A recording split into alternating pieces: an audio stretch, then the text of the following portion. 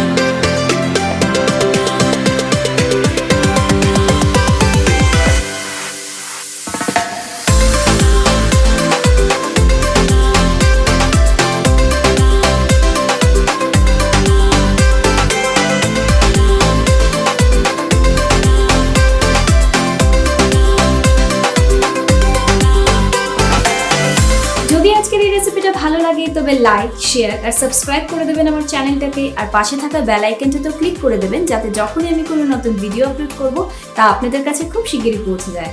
সবাই ভালো থাকবেন, সুস্থ থাকবেন, সেফ থাকবেন। আবার খুব শিগগিরই দেখা হবে আপনাদের সাথে আমার নেক্সট ভিডিওতে। Till then take care, bye by.